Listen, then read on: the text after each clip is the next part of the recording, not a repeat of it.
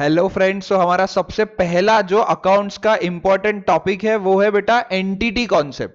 ठीक है, तो एंटिटी कौन होता है? The person whose accounting is to be done. So entity कौन होता है? The person whose accounting is to be done. वो पर्सन, वो व्यक्ति जिसकी अभी हमें अकाउंटिंग करनी है। मुझे बताओ, हम कोई डॉग, हम कोई कैट या किसी एनिमल की अकाउंटिंग करने वाले हैं क्या? नहीं करने वाले। ये एक चिंपैंजी है, ये सोचने का एक्ट कर रहा है। हम इसकी अकाउंटिंग करेंगे क्या? नहीं, हम इसकी भी अकाउंटिंग नहीं करेंगे। तो द पर्सन, हम किसी एक पर्सन की अकाउंटिंग करने वाले, राइट? अकाउंट्स में बेटा बेसिकली दो टाइप के पर्सन होते हैं। एक होता है नेचुरल पर्सन और एक होता है लीगल पर्सन। नेचुरल पर्सन मतलब आपके और मेरे जैसे human beings, Mr X Y Z, Mrs ABC, ये सब हो गए नेचुरल पर्सन, ह्यूमन बींग्स। और लीगल पर्सन मतलब क्या? जैसे कि बिजनेस हो गया, बैंक हो गया, कोई कंपनी हो गई, तो ये सारे हो गए हमारे लीगल पर्सन।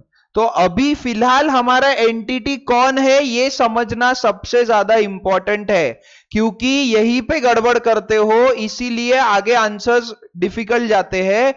अकाउंट्स ये कॉमन सेंस वाला सब्जेक्ट है, अकाउंट्स बहुत ही इजी सब्जेक्ट है, बट बेसिक इस कॉन्सेप्ट में गड़बड़ होने के वजह से आपको अकाउंट्स डिफिकल्ट जाता है। मैं अभी आपको एक एग्जांपल से भी समझा दूंगा कि देखो आपके बेसिक्स में कितना गड़बड़ है। तो एंटिटी, अभी फिलहाल मुझे बताओ, हम कौन से पर्सन की अकाउंटिंग कर रहे हैं? हम नेचुरल पर्सन की अकाउंटिंग कर रहे हैं या हम लीगल पर्सन की अकाउंटिंग कर रहे हैं? किसकी अकाउंटिंग कर रहे हैं बताओ? तो हमारे लिए जो एंटिटी है फिलहाल बेटा वो है हमारा बिजनेस। ठीक है, अभी हम फिलहाल बिजनेस की अकाउंटिंग कर रहे हैं। ये कॉन्सेप्ट को बहुत अच्छे से समझो। क्यों? देखो मैं समझाता हूं। लोन, मेरे दो क्वेश्चन है, इसका आंसर बताओ। लोन ये एसेट रहेगा या लाइबिलिटी रहेगा? ये मेरा पहला क्वेश्चन है। और मेरा दूसरा क्वेश्चन है, फीस ये एक्सपेंस रहेगा या इनकम रहेगा? मेरा पहला क्वेश्चन है, लोन ये एसेट है या लाइबिलिटी, फीस ये एक्सपेंस है या इनकम? बताओ क्या आंसर है आपका। तो फ्रेंड्स मुझे जनरली क्या आंसर मिलता है कि लोन सर ये लाइबिलिटी होता है और फीस सर ये एक्सपेंस होता है। तो देखो यहीं से तो गड़बड़ शुरू हो गई। आपने ये पूछा क्या कि सर लोन टेकन है या लोन गिवन है? भाई लोन लिया है या लोन दिया है, ये इंपॉर्टेंट है ना, उससे समझेगा एसेट है या लाइबिलिटी है। अब बिजनेस तो लोन ले भी सकता है, बिजनेस लोन दे भी सकता है। तो अगर लोन दिया है तो पैसा लेना बाकी है, तो वो हो गया हमारा एसेट। और अगर हमने लोन लिया है तो हमें पैसा देना बाकी है, तो वो हो गया लाइबिलिटी। लोन दिया है तो पैसा लेना बाकी है, एसेट। लोन दिया है, सॉरी, लोन लिया है तो पैसा देना बाकी है, तो लाइबिलिटी। फीस है जैसे अभी, तो अगर हम आपके कॉलेज की बात करें तो कॉलेज तो फीस रिसीव कर रहा है, तो कॉलेज के लिए तो ये इनकम हो गया, है ना? आपके लिए एक्सपेंस है बट कॉलेज के लिए इनकम है। तो फिर से फीस ये रिसीव्ड है या फीस पेड है, ये क्वेश्चन होना चाहिए। बट हमने क्या किया है, चीजों को मगअप कर लिया है और उस वजह से हमारे आंसर्स गलत होते हैं। तो समझा क्या बेटा? सबसे पहला बेसिक कॉन्सेप्ट है अकाउंट्स का, एंटिटी कॉन्सेप्ट। एंटिटी कौन है? हमारा बिजनेस। अभी हम किसकी अकाउंटिंग कर रहे हैं? अभी हम बिजनेस की अकाउंटिंग कर रहे हैं। ठीक है, चलो तो नेक्स्ट देखो। अभी यहाँ पे बिजनेस हम क्यों करते हैं? बिजनेस क्यों करते हैं हम? तो भाई ये जो अकाउंटिंग वगैरह है ना, ओनर को इससे वैसे कोई मतलब नहीं है। ओनर को क्या चाहिए? Finally what is the result through out the year. Finally what is the result through out the year. तो उसको एक चीज चाहिए अकाउंटिंग से कि भाई बिजनेस में प्रॉफिट है या लॉस है। ठीक है, अब हम बिजनेस कर रहे हैं तो क्यों करते हैं? प्रॉफिट के लिए करते हैं। बट जरूरी है क्या कि प्रॉफिट ही होगा? जरूरी नहीं है, प्रॉफिट भी हो सकता है, लॉस भी हो सकता है। तो ये हम कैसे कैलकुलेट करते हैं? तो उसके लिए हम लोग प्रिपेयर करते हैं friends profit and loss account. ठीक है, इसमें और एक चीज आती है ट्रेडिंग अकाउंट, वो हम बाद में समझेंगे। तो फिलहाल के लिए प्रॉफिट एंड लॉस अकाउंट। एक जगह हम सारे एक्सपेंसेस लिखते हैं, एक जगह हम सारे इनकम लिखते हैं, उसका टोटल निकालते हैं। Total of expenses and total of income, इन दोनों को हम कंपेयर करते हैं। Compare expenses and incomes to ascertain profit और लॉस। तो अगर देखो हमारा एक्सपेंस कम है और इनकम ज्यादा है तो हमें क्या होगा? डेफिनेटली प्रॉफिट होगा, क्योंकि इनकम ज्यादा है। और वही अगर हमारा एक्सपेंस ज्यादा है, इनकम कम है, तो हमें क्या होगा? हमें लॉस होगा, है ना? तो ओनर को क्या चाहिए भाई? पहली चीज चाहिए, उसके बिजनेस में प्रॉफिट हुआ है या लॉस हुआ है ये बताओ।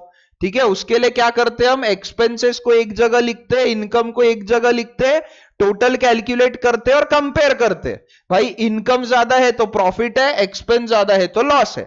इसके बाद उसको दूसरी चीज क्या चाहिए फ्रेंड्स, कि उसने जो पैसा लगाया है, ओनर्स कैपिटल जो है वो इंक्रीज हुआ है या डिक्रीज हुआ है।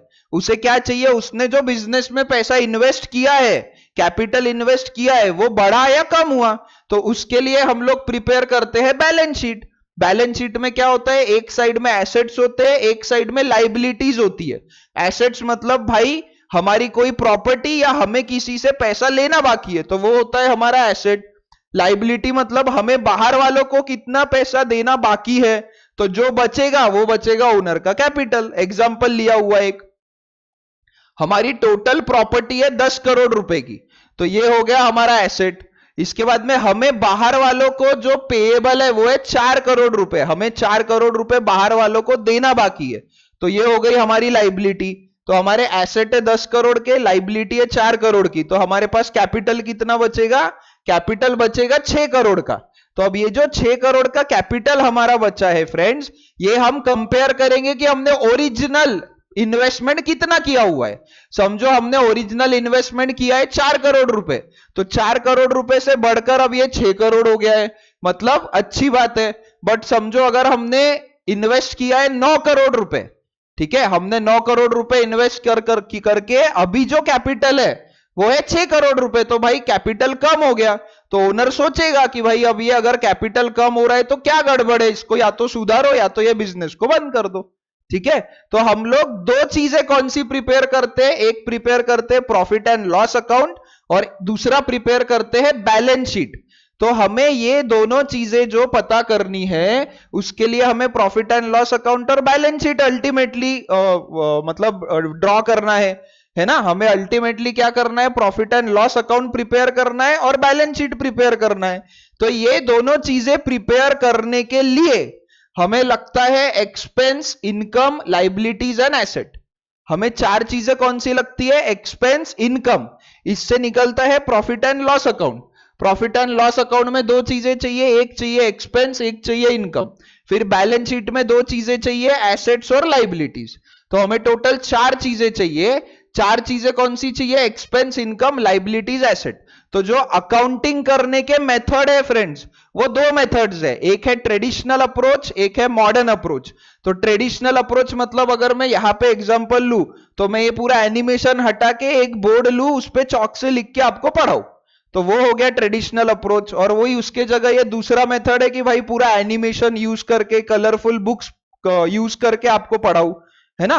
तो वो हो गया मॉडर्न अप्रोच। तो मुझे बताओ ट्रेडिशनल अप्रोच ज्यादा अच्छा है या मॉडर्न अप्रोच अच्छा है। कोई भी चीज में अगर हम टेक्नोलॉजी यूज करते हैं, मॉडर्न वे में पढ़ते हैं, मॉडर्न वे से चीजें करते हैं, तो मॉडर्न अप्रोच ही अच्छा रहेगा। नहीं तो ट्रेडिशनल के अलावा मॉडर्न बनता क्यों है, क्योंकि वो ज्यादा बेटर है। तो जो ट्रेडिशनल मेथड ऑफ अकाउंटिंग है फ्रेंड्स, वो है पर्सनल, रियल, नॉमिनल वाला तरीका। उससे हम लोग नहीं पढ़ेंगे, हम लोग पढ़ेंगे मॉडर्न अप्रोच ऑफ अकाउंटिंग, जो है expense, income, liabilities and asset वाला तरीका। ठीक है, तो ये तरीका समझने से पहले हमें ये चारों चीजों को समझना पड़ेगा कि भाई एक्सपेंस क्या होता है, इनकम क्या होता है, लाइबिलिटीज क्या होता है, एसेट्स क्या होता है। तो सबसे पहले अभी हम लोग ये समझते हैं। ठीक है, तो आ जाओ, देखो मैंने एक केस स्टडी लिया हुआ है, एक एग्जांपल लिया हुआ है, इसमें आप लोग मुझे आंसर्स दो तो आपको और अच्छे से समझेगा। तो क्या दिया है, देखो, owner wants to start electronic showroom. एक इलेक्ट्रॉनिक शोरूम स्टार्ट करना है ओनर को।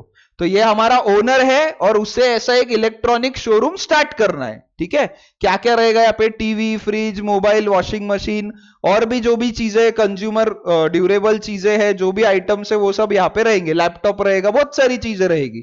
तो मुझे बताओ अगर इस ओनर को ये बिजनेस स्टार्ट करना है तो सबसे पहले इसे क्या करना पड़ेगा, सबसे पहले ये क्या करेगा, यहाँ पे सबसे पहले ये कैश इन्वेस्ट करेगा, है ना। कैपिटल लगाएगा ऐसा बोलते हैं, बट बेटा कैपिटल और कैश ये दोनों अलग अलग चीजें हैं, इसको प्लीज आप लोग मिक्स मत करो।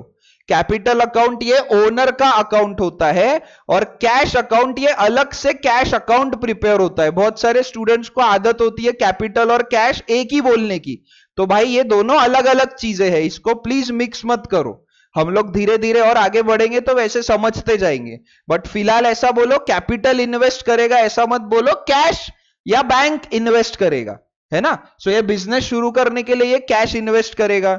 अब इसके बाद मुझे बताओ, ये इसने कैश लगा दिया समझो 10 करोड़ रुपए बिजनेस में, तो ये क्या सीधा TV, fridge, mobile, washing machine लाके रोड पे, फुटपाथ पे लगाएगा क्या? नहीं लगाएगा। तो ये क्या करेगा, सबसे पहले शॉप परचेस करेगा, शोरूम परचेस करेगा, उसमें फर्नीचर पूरा इंटीरियर बनाएगा, उसके बाद ही तो ये सब चीजें लाके वो दुकान में रखेगा ना। तो कैश इन्वेस्ट किया उसने, उसने शॉप खरीदा, उसने फर्नीचर खरीदा। अब ये शॉप में वो कैश, फर्नीचर या ये शॉप बेचने वाला है क्या? नहीं। ये फर्नीचर बेचेगा क्या इलेक्ट्रॉनिक्स के दुकान में? नहीं बेचेगा। तो ये जो शॉप है, फर्नीचर है, कैश है, ये सारी चीजें वो बिजनेस करने के लिए यूज करने वाला है। और ये शॉप और फर्नीचर ये लॉन्ग टर्म चीजें है, इसलिए ये है हमारी प्रॉपर्टी। हम आगे और अच्छे से समझते हैं कि लॉन्ग टर्म मतलब क्या, शॉर्ट टर्म मतलब क्या। ठीक है, अभी समझते हैं। तो शॉप, फर्नीचर, कैश, ये सब क्या हो गई, बिजनेस के लिए हो गई प्रॉपर्टी। ठीक है, इसके बाद अब वो क्या करेगा, अब वो प्रोडक्ट परचेस करके लाएगा। ठीक है, अब वो प्रोडक्ट परचेस करके लाएगा, मस्त अच्छे से वो इंटीरियर बनाया इतना, तो उसमें अच्छे से लगाएगा एक एक चीज। ठीक है, अब मुझे बताओ, क्या अकेला ये पूरा बिजनेस, इतना बड़ा शोरूम है हमारा, तो वो अकेला संभालेगा क्या? नहीं। उसको क्या लगेगा, एम्प्लॉइज लगेंगे, एम्प्लॉइज लगेंगे तो उसको सैलरी पे करना पड़ेगा, है ना। अब समझो कस्टमर आ रहे हैं, वो एम्प्लॉइज भी है, कस्टमर भी आ रहे हैं, तो वो क्या बिना वो टीवी को शुरू किए बिना, वो प्रोडक्ट का डेमो लिए बिना वो क्या खरीद लेंगे क्या? नहीं। तो डेमो लगेगा, डेमो देने के लिए हमें इलेक्ट्रिसिटी लगेगी, है ना, तभी तो वो चीजें शुरू होगी। तो प्रोडक्ट परचेस करेगा, सैलरी पे करेगा, इलेक्ट्रिसिटी का पेमेंट करेगा। उसके बाद में क्या है, कस्टमर्स को अट्रैक्ट करने के लिए उसे एडवर्टाइजमेंट करते रहना पड़ेगा बार बार। तो ये होता है बेटा एक्सपेंसेस। ठीक है, अब ये प्रॉपर्टी मतलब ये एसेट और ये एक्सपेंसेस, ये दोनों में क्या डिफरेंस है वो बहुत अच्छे से समझ लो, आपको ये बहुत जगह काम आने वाला है। तो देखो, समझो हमने 3 लाख रुपए का पेमेंट किया है, तो हम है बिजनेस, ये है कोई तो एक पर्सन, हमने इसको क्या दिया है, हमने इसको 3 लाख रुपए कैश दिया है। तो कैश ये हमारी प्रॉपर्टी है, मतलब हमारा एसेट है, और वो कम हो रहा है। ठीक है, हमने इस पर्सन को कैश पे किया 3 लाख रुपए, कैश हमारी प्रॉपर्टी है, मतलब हमारा एसेट है, और वो कम हो रहा है ना। एकदम इजी है, हमारा कैश नाम का एसेट कम हो रहा है, हमने उसको पैसा दिया। अब एक्सचेंज में हमें क्या मिल सकता है, तो एक्सचेंज में बेटा हमें दो चीजें मिल सकती है। हमने ये जो पैसा दिया है उसके पीछे दो रीजन हो सकते हैं। एक हो सकता है कि भाई कोई तो भी एक्सपेंस हो रहा है, या तो दूसरा हो सकता है हमारा कोई तो एसेट क्रिएट हो रहा है, हमारी कोई तो प्रॉपर्टी क्रिएट हो रही है। मतलब क्या समझो, एक्सपेंस मतलब होता है कि जो हमें बार बार करना है और जिसका बेनिफिट हमें लेस देन 1 ईयर मिलता है। एक्सपेंस मतलब क्या, वो चीज, वो खर्चा, वो पैसा जो हमें देना है। जैसे सैलरी का है, सैलरी क्या तुम 1 महीने की सैलरी दोगे तो आगे वाला पर्सन 10 साल तुम्हारे लिए काम करेगा क्या? पॉसिबल ही नहीं है, 10 साल वो काम ही नहीं करेगा। हर महीने तुम्हें सैलरी पे करना है, हर महीने तुम्हें इलेक्ट्रिसिटी का पेमेंट करना है ना।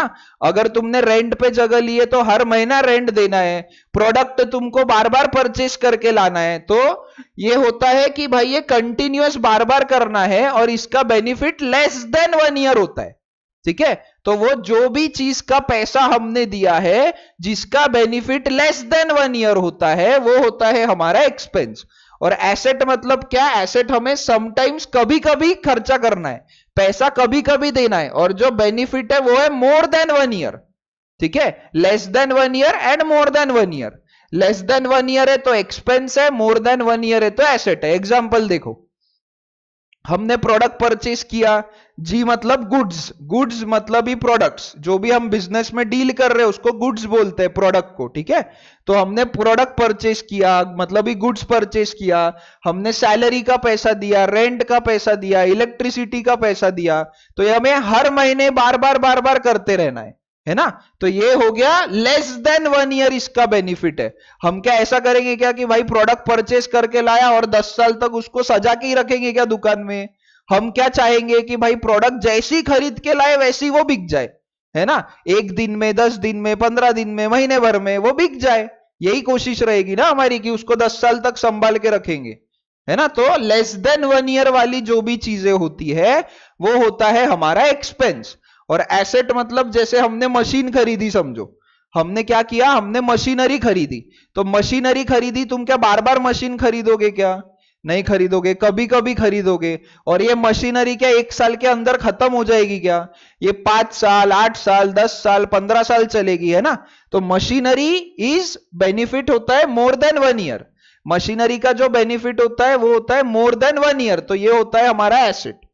समझा क्या? हमने पैसा दिया, कैश नाम का एसेट हमारा कम हुआ, एक्सचेंज में या तो हमारा एक्सपेंस बढ़ेगा या तो हमारा एसेट बढ़ेगा। और ये क्या होता है? जो लेस देन 1 ईयर जिसका बेनिफिट है, जो हमें बार बार करना है, वो होता है हमारा एक्सपेंस। और मोर देन 1 ईयर जिसका बेनिफिट है, जो हम कभी कभी खरीदते हैं, है ना, और उसका बेनिफिट मोर देन 1 ईयर है, तो वो है हमारा एसेट। है ना? एकदम इजी है ना? तो एक्सपेंस और एसेट में डिफरेंस समझा क्या? तो देखो, ओनर है, ओनर को बिजनेस स्टार्ट करना है, उसने सबसे पहले कैश इन्वेस्ट किया, उसने शॉप और फर्नीचर खरीदा, तो ये सारी चीजें हो गई उसकी प्रॉपर्टी, ये हो गया उसका एसेट। उसके बाद में उसने एक्सपेंसेस किए, प्रोडक्ट परचेस किया, सैलरी का पेमेंट, इलेक्ट्रिसिटी का पेमेंट, एडवर्टाइजमेंट का पेमेंट, ये सारे हो गए उसके एक्सपेंसेस। अब वो क्या करेगा बताओ? अब वो क्या करेगा? अब वो प्रोडक्ट सेल करेगा ना भाई, जो मेन बिजनेस जिस चीज के लिए शुरू किया है वो करेगा ना। तो वो प्रोडक्ट सेल करेगा, वो साथ में एक्सेसरी सेल करेगा। क्या मोबाइल बेच के तुम रुक जाओगे क्या? मोबाइल बेचोगे, हेडफोन बेचोगे, उसके साथ में अगर चार्जर नहीं आता है तो चार्जर बेचोगे, उसका मोबाइल का कवर बेचोगे, सिम कार्ड बेचोगे अगर नया चाहिए तो, है ना? ऐसी अलग अलग उसके साथ में एक्सेसरीज भी बेचोगे। उसके अलावा तुम रिपेयरिंग करके दे सकते हो। क्या कर सकते हो? रिपेयरिंग करके दे सकते हो। तो ये सारी चीजें करने से हमारे पास पैसा आने वाला है, एक्सपेंसेस में हमारे पास से पैसा जाता है ना? और ये चीजें करके हमने प्रोडक्ट बेचा, एक्सेसरी बेचा, रिपेयरिंग किया, तो यहां पे हमारे पास पैसा आता है। तो ये हो गई हमारी इनकम। ठीक है? प्रॉपर्टी हो गया, एक्सपेंस हो गया, इनकम हो गया, 3 चीजें हो गई, टोटल होती है 5 चीजें। ठीक है? टोटल होती है 5 चीजें, 2 चीजें हमारी और बची है। तो एक होता है अमाउंट रिसीवेबल। अभी अगर हमें और भी ज्यादा सेल करना है तो हम क्या करते हैं? उधार में माल बेचते हैं, सेल ऑन ईएमआई, या फिर उधार में क्रेडिट सेल करते हैं। तो हमने उधार में माल बेचा, मतलब एक्सचेंज में हमें पैसा मिलना बाकी है कि पैसा पे करना बाकी है? अमाउंट रिसीवेबल हुआ या पेएबल हुआ बताओ? हमने किसी को क्रेडिट में सेल किया, उधार में माल बेचा, तो अमाउंट रिसीवेबल है कि पेएबल है? पैसा लेना बाकी है कि देना बाकी है? परफेक्ट, एकदम अमाउंट रिसीवेबल है, पैसा लेना बाकी है ना? तो जैसे हमने उधार में माल बेचा तो हमें पैसा लेना बाकी है, वैसे ही हम लोग उधार में माल खरीद भी सकते हैं, क्रेडिट परचेस कर सकते हैं, बैंक से लोन ले सकते हैं। तो इसके अगेंस्ट क्या रहेगा? हमने उधार में माल खरीदा तो पैसा देना बाकी है, तो ये हो गया पेएबल। तो टोटल 5 चीजें होती है, समझी क्या? एक है प्रॉपर्टी, एक हो सकता है एक्सपेंस, एक हो सकता है इनकम, एक हो सकता है अमाउंट रिसीवेबल, एक हो सकता है अमाउंट पेएबल। ठीक है? 5 चीजें टोटल हो सकती है और इससे 4 चीजें बनती है, एसेट, लाइबिलिटी, एक्सपेंस, इनकम। तो एक्सपेंस हो गया ये सेकंड, इनकम हो गया ये थर्ड। अब एसेट जो है, एसेट में 2 चीजें आती है, या तो मेरी कोई प्रॉपर्टी, या तो मुझे किसी से पैसा लेना बाकी है, ये भी मेरा हक है। देखो, एसेट का बेसिकली मीनिंग होता है मेरा हक, मेरा राइट। तो अब मेरा हक या तो मेरे प्रॉपर्टी पे हो सकता है, या तो किसी से पैसा लेना बाकी है, वो भी मेरा हक हो सकता है। तो एसेट में 2 चीजें आती है। और उसके बाद में पेएबल है, पैसा देना बाकी है, तो हो गया लाइबिलिटी। तो टोटल वैसे 4 ही चीजें है, बट उसको हम 5 टाइप में डिवाइड कर सकते हैं। ठीक है? समझा? इजी है एकदम। सो फ्रेंड्स, हमने 5 चीजें देखी है ना? तो क्या देखी? ये जो बिजनेस है, बिजनेस में 5 चीजें क्या हो सकती है? एक हो सकता है कैश, शोरूम, फर्नीचर, मतलब ही हमारी कोई प्रॉपर्टी। दूसरा हो सकता है परचेस, प्रोडक्ट परचेस किया, स्टाफ को सैलरी पे किया, इलेक्ट्रिसिटी का पेमेंट किया, एडवर्टाइजमेंट का पेमेंट किया, मतलब हमारे एक्सपेंसेस। फिर हमने प्रोडक्ट सेल किया, एक्सेसरी सेल किया, रिपेयरिंग करके दिया लोगों के, जो भी इलेक्ट्रॉनिक्स की चीजें उनको रिपेयरिंग करके दिया, तो वो हो गई हमारी इनकम, है ना? उसके बाद में हो सकता है भाई ईएमआई पे क्रेडिट में सेल किया, उधार में माल बेचा, तो वो हो सकता है हमारा रिसीवेबल। और हो सकता है क्रेडिट परचेस या बैंक से लोन लिया, उधार में माल खरीदा, बैंक से लोन लिया, वो हो सकता है हमारा पेएबल। तो ये टोटल 5 चीजें है ना? तो ये हो गई हमारी प्रॉपर्टी, ये हो गया हमारा एक्सपेंसेस, ये हो गया हमारा इनकम, इनकम हो गया ये। उसके बाद में हो गया हमारा अमाउंट रिसीवेबल, और ये हो गया अमाउंट पेएबल। तो टोटल 5 चीजें क्या हो सकती है? Amount payable, amount receivable, property, expenses and income. अब यही अगर मैं मॉडर्न अप्रोच की बात करूं, ट्रेडिशनल अप्रोच फिलहाल हम नहीं पढ़ेंगे, हम सीधा मॉडर्न अप्रोच से पढ़ेंगे। तो अगर मैं मॉडर्न अप्रोच की बात करूं तो हमें 4 चीजें चाहिए, एसेट, लाइबिलिटी, एक्सपेंस, इनकम। ठीक है, तो अमाउंट पेएबल मतलब मुझे किसी पर्सन को पैसा देना बाकी है। अब वो पर्सन ह्यूमन बीइंग भी हो सकता है, नेचुरल पर्सन भी हो सकता है, या फिर लीगल पर्सन भी हो सकता है। हमने देखा ना पहले, नेचुरल पर्सन, लीगल पर्सन। तो मुझे नेचुरल पर्सन या लीगल पर्सन है मैटर नहीं करता, मुझे किसी पर्सन को पैसा देना बाकी है। पैसा देना बाकी है मतलब अमाउंट पेएबल है, वो हो गई मेरी लाइबिलिटी। ठीक है, अमाउंट पेएबल है मतलब वो हो गई मेरी लाइबिलिटी। उसके बाद में अमाउंट रिसीवेबल मतलब किसी पर्सन से पैसा लेना बाकी है। पैसा लेना बाकी है मतलब वो मेरा राइट हो गया, वो मेरा हक हो गया, वो मेरा एसेट होता है। अमाउंट रिसीवेबल है मतलब मेरा एसेट है। उसके अलावा अगर मैं कोई प्रॉपर्टी की बात करूं, जैसे शॉप है, फर्नीचर है, लैपटॉप है, बिल्डिंग है, ये सारी चीजें प्रॉपर्टी, ये भी मेरा हक है, ये भी मेरा राइट है, और ये भी हो गया मेरा एसेट। ठीक है, उसके बाद में ये जो है एक्सपेंसेस के लिए ई लिख दो, इनकम के लिए आई लिख दो। एक्सपेंस मतलब शॉर्ट टर्म चीजें जिसके लिए हम पेमेंट करते हैं और हमें एक्सचेंज में मिलता है। इनकम मतलब शॉर्ट टर्म चीजें जिसके लिए हम पेमेंट रिसीव कर रहे हैं, मतलब रिसीट है, पैसा आ रहा है और हम कुछ तो काम करके दे रहे हैं, हमारा प्रोडक्ट बेच रहे हैं। ठीक है, तो ये हो गया एक्सपेंस, ये हो गया इनकम। इसके बाद में देखो, एसेट मतलब हक, मतलब राइट। एसेट मतलब हक, मेरा राइट। अब मेरा राइट अकाउंट्स में 2 टाइप से हो सकता है, या तो किसी प्रॉपर्टी या थिंग पे मेरा हक है, मेरा एसेट हो गया वो कोई भी प्रॉपर्टी या थिंग, या तो फिर मुझे किसी पर्सन से अमाउंट रिसीवेबल है, रिसीवेबल फ्रॉम पर्सन, तो वो भी हो गया मेरा एसेट। अब आप एक काम करो, ये पहले लिख लो। आपका जो बुक है, आपको जो बुक मिला है या आपको जो नोट्स मिला है, उसमें देखो ये पेज नंबर 1 पे ऐसा दिया है ना? पेज नंबर 1 पे ये दिया है ऊपर, यहां पे आपको लिखना है ये पूरा। लिखो फटाफट, लेक्चर पॉज करो और लिखो, मैं आगे बढ़ता हूं। सो फ्रेंड्स, आपने लिख लिया ये लेक्चर पॉज करके? चलो, तो हमने क्या देखा फ्रेंड्स? बिजनेस है, बिजनेस मतलब हमारा जो एंटिटी है वो, इसमें 5 चीजें हो सकती है, amount payable, amount receivable, property, expenses and income, है ना? तो अगर मैं बात करूं अमाउंट पेएबल और अमाउंट रिसीवेबल की, तो किसी पर्सन को हमें पैसा देना बाकी है या तो किसी पर्सन से हमें पैसा लेना बाकी है। तो amount receivable and amount payable ये है पर्सनल अकाउंट। आपने 3 अकाउंट देखे हैं ना, पर्सनल, रियल, नॉमिनल।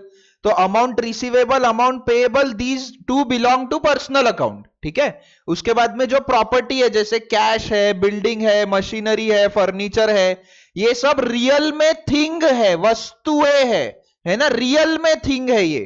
तो प्रॉपर्टी मतलब रियल अकाउंट। और एक्सपेंस और इनकम ये होते हैं नॉमिनल अकाउंट। नॉमिनल अकाउंट का मीनिंग होता है फॉर द नेम सेक, नाम पुरता। अब सैलरी, सैलरी नाम का कोई पर्सन है क्या? नहीं है। सैलरी नाम की कोई प्रॉपर्टी है क्या? नहीं है। वो जस्ट एक नाम दिया हुआ है सो दैट वो ट्रांजैक्शन को हम अच्छे से समझ पाए। मतलब कैसा? कोई एम्प्लॉय है जो हमारे लिए काम कर रहा है, उसको हम एक्सचेंज में पैसा दे रहे हैं, तो ये जो पूरा ट्रांजैक्शन है उसे हम सैलरी पेड बोलते हैं, है ना? रेंट रिसीव्ड है अगर, तो हमारी कोई प्रॉपर्टी हम किसी को रेंट पे दे रहे हैं और एक्सचेंज में हमें पैसा मिल रहा है, तो वो होता है रेंट पेड। तो ये पूरे ट्रांजैक्शन का मीनिंग समझने के लिए हमने कुछ नाम दिए हुए, तो वो है हमारे नॉमिनल अकाउंट, एक्सपेंस और इनकम। ठीक है, सो देखो, पर्सनल, ये सॉरी, अमाउंट पेएबल लाइबिलिटी है, अमाउंट रिसीवेबल एसेट है, प्रॉपर्टी ये भी एसेट है, expense is expense and income is income. ठीक है, so personal account, real account and nominal account, 3 type के अकाउंट है ट्रेडिशनल अप्रोच से। बट इसी को मॉडर्न अप्रोच में कैसे कन्वर्ट करते, देखो, पर्सनल अकाउंट में 2 चीजें क्या हो सकती है? एक तो हो सकता है पेएबल, या तो हो सकता है रिसीवेबल। पेएबल है मतलब लाइबिलिटी है, रिसीवेबल है मतलब एसेट है। बराबर समझा क्या? पर्सनल अकाउंट या तो पेएबल रहेगा या तो रिसीवेबल रहेगा। पेएबल है मतलब लाइबिलिटी है, रिसीवेबल है मतलब एसेट रहेगा। रियल अकाउंट हमेशा प्रॉपर्टी रहेगा, हमेशा हमारा एसेट ही रहेगा। ऐसा बोल सकते हैं कि हम लोग कि हमारे पास में 10,000 रुपए माइनस कैश है, मतलब -10,000 रुपीज कैश है, मेरे पास -50,000 रुपीज का कंप्यूटर है, ऐसा बोल सकते हैं क्या? नहीं बोल सकते। तो रियल अकाउंट हमेशा प्रॉपर्टी रहेगा, हमेशा एसेट रहेगा, और नॉमिनल अकाउंट या तो एक्सपेंस रहेगा या तो इनकम रहेगा, मतलब या तो ई या तो आय। ठीक है, सो पर्सनल रियल नॉमिनल ये ट्रेडिशनल अप्रोच है, इससे हम अकाउंटिंग नहीं करेंगे, हम करेंगे एसेट लाइबिलिटी एक्सपेंस इनकम से अकाउंटिंग। फिर भी आपको समझाने के लिए पर्सनल अकाउंट में दो चीजें हो सकती है, पेएबल मतलब लाइबिलिटी, रिसीवेबल मतलब एसेट। रियल अकाउंट हमेशा प्रॉपर्टी रहेगा, हमेशा एसेट रहेगा। नॉमिनल अकाउंट एक्सपेंस भी रह सकता है, इनकम भी रह सकता है, तो ई और आई। ठीक है, एकदम इजी है। चलो, तो ये आपका वही वो जो पेज नंबर 1 है उसके नीचे ऐसा बना के दिया हुआ है, ये लिखो।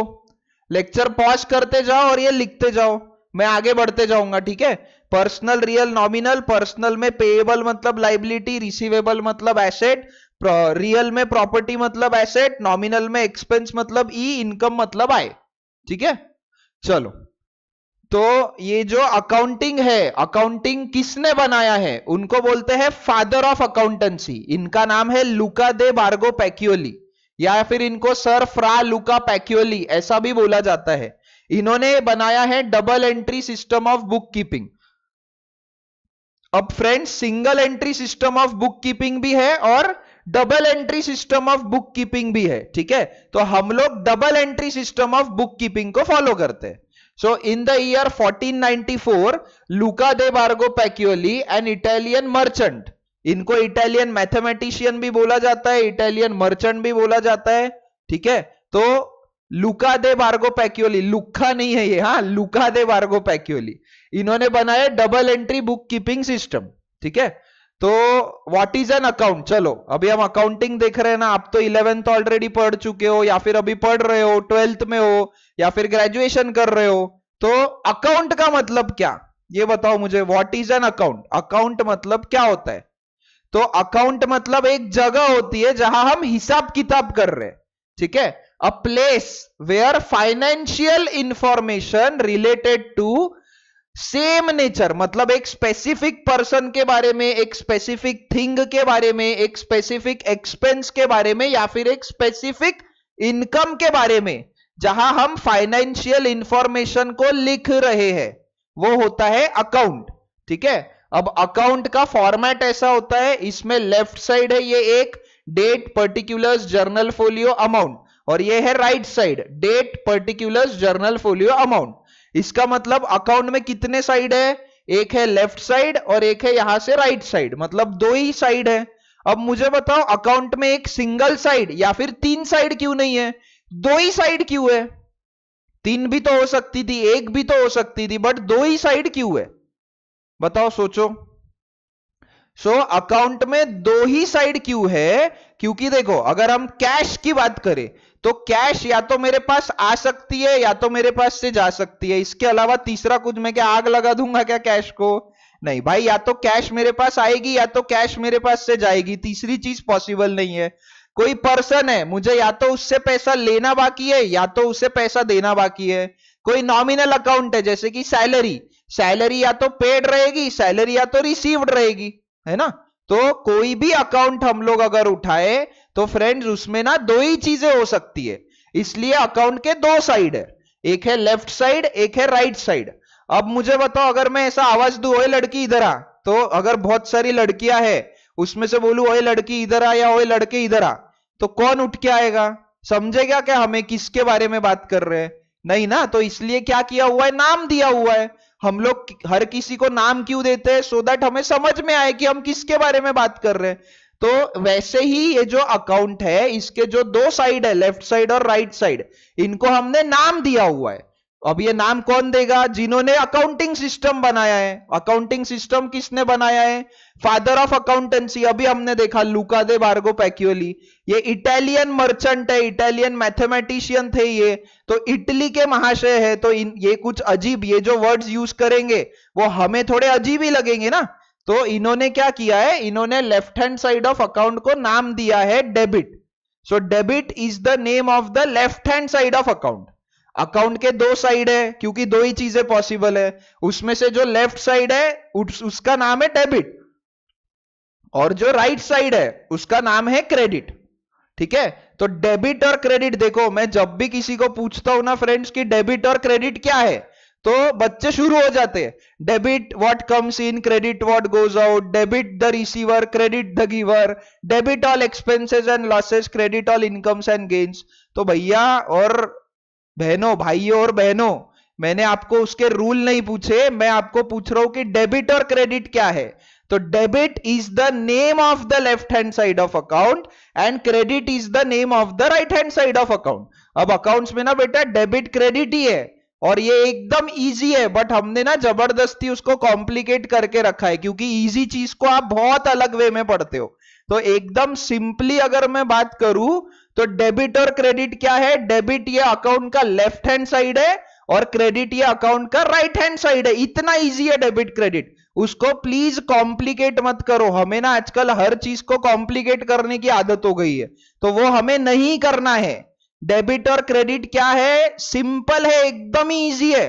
पूरा का पूरा 12th आपका इस पे बेस्ड है, क्या, डेबिट और क्रेडिट पे। और उसको आप बच्चों ने ना बहुत ऐसा बहुत डिफिकल्ट बना के रखा है कि अरे बाप रे, डेबिट करना है, क्रेडिट करना है, क्या करना है। अरे भैया भाभी, सॉरी, तो भाइयों और बहनों, debit is the name of the left hand side of account and credit is the name of the right hand side of account. ठीक है, चलो अब देखो, अब एक मेमोरी टेक्निक बनाया है मैंने, एकदम इजी वे में आपको समझ में आएगा। मेमोरी टेक्निक क्या बनाया है, देखो अभी हमने देखा अकाउंट है, अकाउंट का लेफ्ट साइड है debit side and right side है क्रेडिट साइड। अगर हम लोग A B C D E F G H I J K L तक बोले, देखो हमने क्या देखा, मॉडर्न अप्रोच में हमें क्या चाहिए, एसेट, लाइबिलिटी, एक्सपेंस, इनकम, ये चार चीजें चाहिए। अभी आपने पेज नंबर 1 पे लिखा एसेट, लाइबिलिटी, एक्सपेंस, इनकम। अगर हम लोग A B C D E F G H I J K L तक लिखे या बोले तो इसमें से हमें 4 लेटर्स कौन से चाहिए, एसेट का ए चाहिए, एक्सपेंस का ई चाहिए, I for income and L for liability. A E L I या A E I L, asset, liability, expense, income. तो अकाउंट का लेफ्ट हैंड साइड है डेबिट, राइट हैंड साइड है क्रेडिट। अगर हम A B C D E F G H I J K L लिखे तो ए और ई पहले आता है, उसमें डेबिट बैलेंस होता है, एल और आई बाद में आता है, उसमें क्रेडिट बैलेंस होता है। एकदम इजी है, आपको पेज नंबर 1 पे ये दिया हुआ है, ये लिख लो। एसेट, एक्सपेंस ये पहले आता है, उसमें होता है डेबिट बैलेंस। इनकम, लाइबिलिटी, आई और एल बाद में आता है, उसमें होता है क्रेडिट बैलेंस। ये एकदम इजी है ना, एकदम तो इजी है ये। एसेट और एक्सपेंस पहले आता है, ए और ई पहले आता है, उसमें डेबिट बैलेंस होता है, एल और आई बाद में आता है, उसमें क्रेडिट बैलेंस होता है। ठीक है, लिख लो ये फटाक से, लेक्चर पॉज करते जाओ और लिखते जाओ। ठीक है, तो ए और ई पहले आता है, उसमें डेबिट बैलेंस, एल और आई बाद में आता है, उसमें क्रेडिट बैलेंस। अब ये अकाउंटिंग बाय मॉडर्न अप्रोच कैसे होती है, ठीक है, मॉडर्न अप्रोच से हम लोग अकाउंटिंग कैसे एकदम इजी वे में कर सकते हैं। सो एसेट और एक्सपेंस में डेबिट बैलेंस होता है। अब एकदम बेसिक मैथ्स की बात बताओ मुझे, अगर हमें 100 को 150 पे लेके जाना है, अगर हमें प्लस 100 को प्लस 150 पे लेके जाना है, तो हम उस बैलेंस को ऐड करेंगे या लेस करेंगे। अगर हमें किसी चीज को बढ़ाना है तो हम सेम साइन यूज करेंगे या अपोजिट साइन यूज करेंगे, क्या करेंगे बताओ। अगर मुझे समझो एक कंटेनर है, उसमें 5 किलो चावल है, राइस है, 5 kg ऑफ राइस है।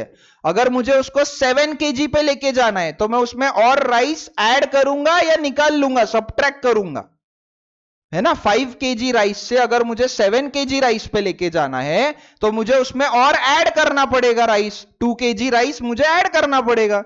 तो बस इतना ही तो इजी है कि भाई अगर मुझे एसेट और एक्सपेंस में जो डेबिट बैलेंस है, अभी हमने देखा एसेट और एक्सपेंस में जो डेबिट बैलेंस है, अगर मुझे उसे इंक्रीज करना है तो मुझे बताओ सेम साइन यूज करोगे या अपोजिट साइन यूज करोगे, बेसिक मैथ्स है।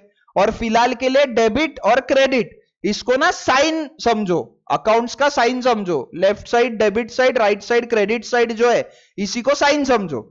तो अगर डेबिट बैलेंस को मुझे इंक्रीज करना है तो मुझे सेम साइन यूज करना है, मतलब मुझे डेबिट करना पड़ेगा।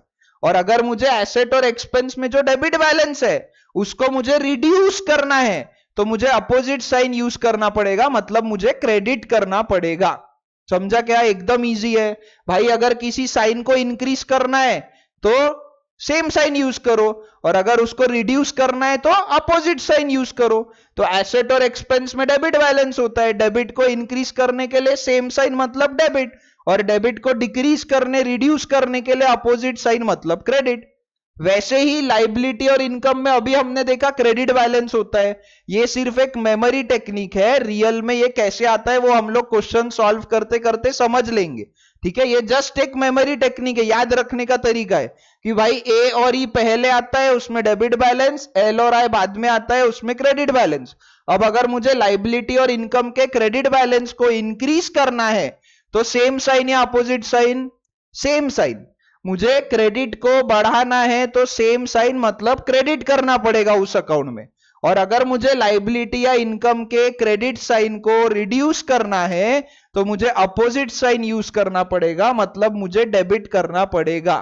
एकदम इजी है फ्रेंड्स। देखो फिर से बताता हूं, A B C D E F G H I J K L अगर हम लिखे तो इसमें से हमें 4 लेटर्स चाहिए, asset, expense, income and liability, है ना। एसेट, लाइबिलिटी, एक्सपेंस, इनकम, 4 चीजें चाहिए। तो ए और ई पहले आता है, एसेट और एक्सपेंस में डेबिट बैलेंस होता है, आई और एल बाद में आता है उसमें क्रेडिट बैलेंस होता है। अब हम लोग मॉडर्न अप्रोच यूज करके अकाउंटिंग कैसे कर सकते हैं?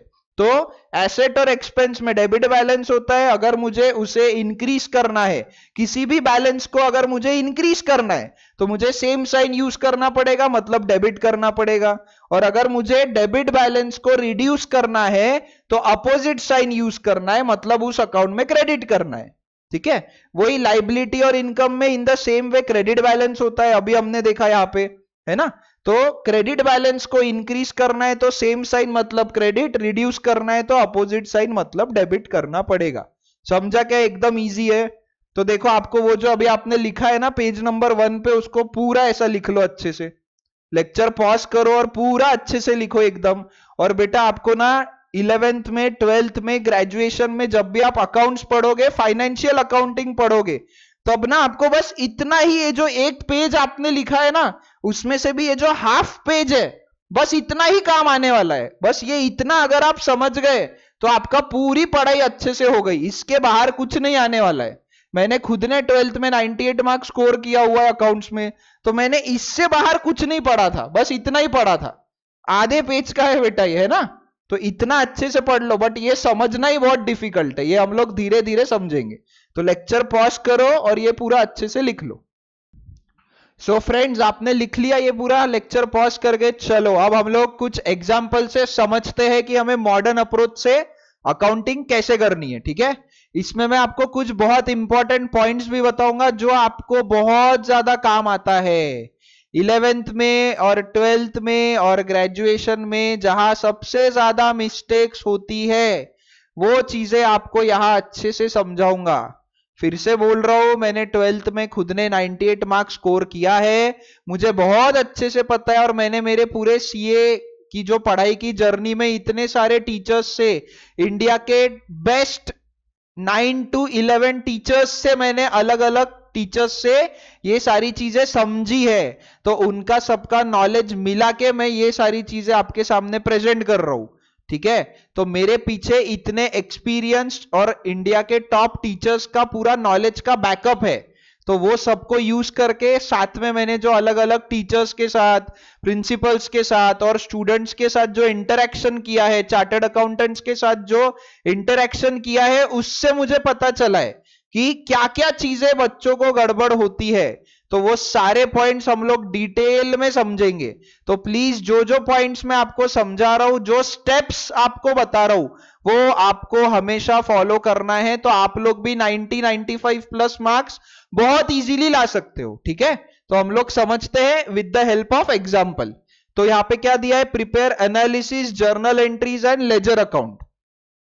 सो देखो पहला क्वेश्चन हमें दिया है, Mr Iyer and Mr Sodhi started business, capital contribution made in cash ₹5 lakh by each partner. तो भाई अभी अपन 12th का पढ़ रहे हैं, तो यहाँ पे पार्टनरशिप है ना। आपको 12th में पार्टनरशिप अकाउंट्स पढ़ना है। पहले 5 चैप्टर्स, पहले जो 6 चैप्टर्स है उसमें से 5 चैप्टर्स आपके पार्टनरशिप के ही है।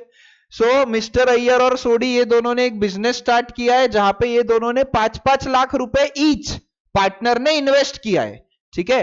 सो लेफ्ट में रहेगा हमेशा बिजनेस। आप ये बात अच्छे से ध्यान में रखो कि हम अय्यर और सोडी के बुक्स में अकाउंटिंग नहीं कर रहे हैं, हम बिजनेस के बुक्स में अकाउंटिंग कर रहे हैं। यहां पे बिजनेस है पार्टनरशिप फर्म, है ना, ये दोनों ने मिलके जो पार्टनरशिप में बिजनेस स्टार्ट किया है, हम उस बिजनेस की अकाउंटिंग कर रहे हैं यहां पे, ठीक है।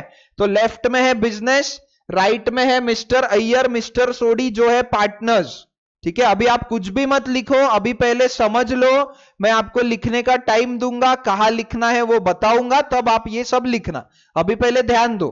तो भाई सबसे पहले यहाँ पे दो पर्सन्स या दो से ज्यादा पर्सन्स कौन है वो हमें पहले फिक्स करना है, हमेशा पहले पर्सन फिक्स करना है। तो एक पर्सन है हमारा बिजनेस जो है हमारा एंटिटी, इसलिए यहाँ पे ई लिखा है। और जो बाकी सामने अपोजिट में जो दो पर्सन है वो है मिस्टर अय्यर मिस्टर सोडी, ये दोनों पार्टनर्स है, और पी मतलब पर्सन, ठीक है। पहले हमेशा पर्सन फिक्स करो। अब हम कौन है, हम बिजनेस है, तो खुद को बिजनेस के जगह पे खड़ा रखो और इस ट्रांजैक्शन को अच्छे से सोचो। तो हमारे पास, मुझे बताओ, हमारे पास मतलब बिजनेस के पास पैसा आ रहा है या हमारे पास से पैसा जा रहा है?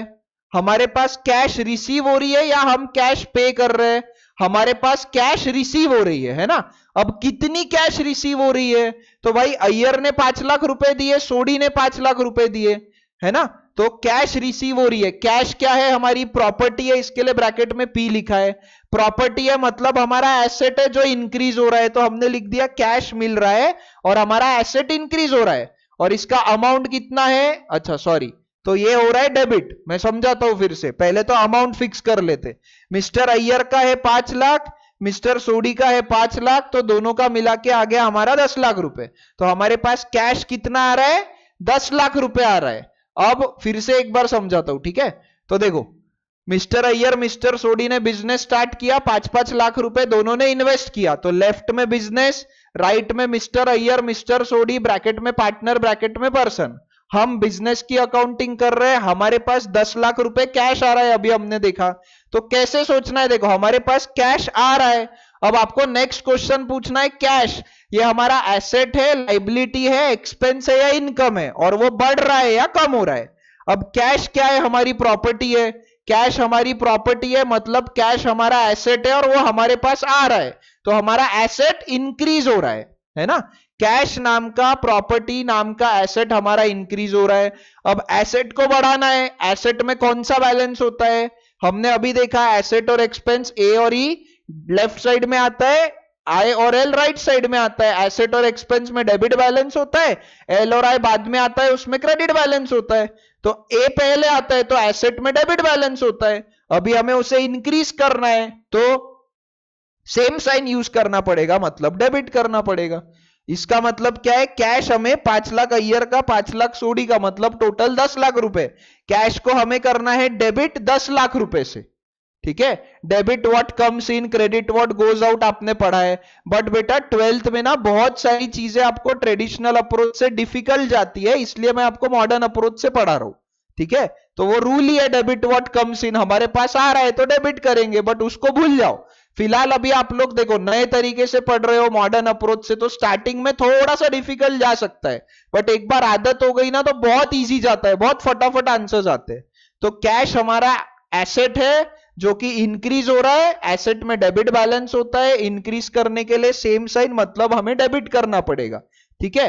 अब मुझे बताओ एक्सचेंज में इस ट्रांजैक्शन में हमने पार्टनर्स को कुछ दिया क्या? अभी तुरंत हमने इनसे पैसा लिया है, कुछ दिया क्या इनको? नहीं दिया है, मतलब इनको हमें पैसा देना बाकी है। अभी देखो हमने सिर्फ रिसीव किया है, अभी तक हमने कुछ दिया नहीं है, तो हमें देना बाकी है ना। देना बाकी है मतलब पेएबल हुआ या रिसीवेबल हुआ, बताओ। हमें उनको पैसा देना बाकी है तो वो हो गया हमारे लिए पेएबल, तो एसेट हुआ या लाइबिलिटी हुआ, बताओ। पैसा देना बाकी है, पेएबल है, मतलब वो हो गया हमारे लिए लाइबिलिटी। तो 5 लाख अय्यर का, 5 लाख सोडी का उनके ऊपर लिखना है, और हमारी लाइबिलिटी इंक्रीज हो रही है क्योंकि हमें पैसा देना बाकी है, तो हमारी लाइबिलिटी इंक्रीज हो जाएगी।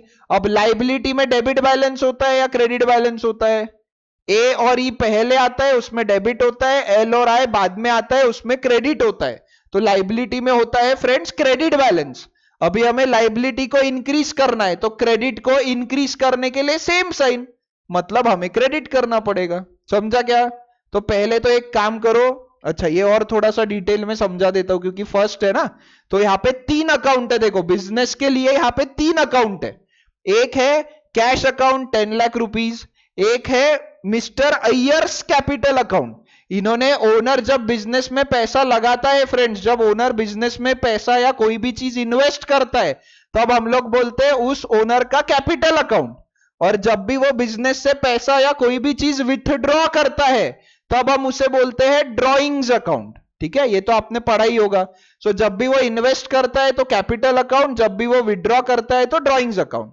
तो फिलहाल वो दोनों इन्वेस्ट कर रहे हैं ओनर्स, तो capital account. Mr Iyer's capital account 5 lakh, Mr Sodhi's capital account 5 lakh. ठीक है, अब कैश हमारा एसेट है जो इंक्रीज हो रहा है, एसेट में डेबिट बैलेंस होता है, इंक्रीज करने के लिए सेम साइन मतलब डेबिट।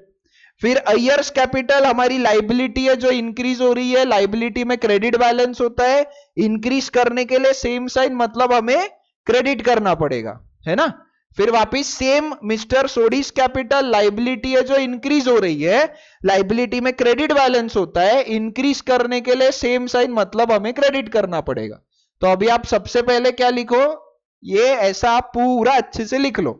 लेक्चर पॉज करो और ये पूरा अच्छे से लिख लो। ठीक है, लेक्चर पॉज करके लिख लिया, मैं आगे बढ़ता हूं। तो यहां पे हमें क्या समझ में आ रहा है फ्रेंड्स कि एसेट में हमें 10 लाख रुपए से डेबिट करना है और मिस्टर अय्यर और मिस्टर सोडी के कैपिटल अकाउंट में हमें 5-5 लाख रुपए से क्रेडिट करना है। तो अब एक बात समझो, जो कंप्यूटर है सबको पता है लैपटॉप कंप्यूटर, तो लैपटॉप और कंप्यूटर जो होता है उसमें ना फ्रेंड्स टोटल 4 स्टेप्स होती है। ठीक है, वही सेम चीजें अकाउंट्स में भी होती है। तो 4 स्टेप्स क्या होती है समझो।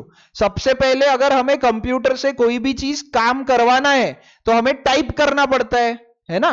तो हमें उसको बताना पड़ता है कि भाई हमें क्या चाहिए, माउस यूज करोगे और कीबोर्ड यूज करोगे, टाइप करोगे या वॉइस कमांड दोगे, तो टाइप करना है इन शॉर्ट, है ना। तो हमें कमांड देना है कि भाई हमें करना क्या है।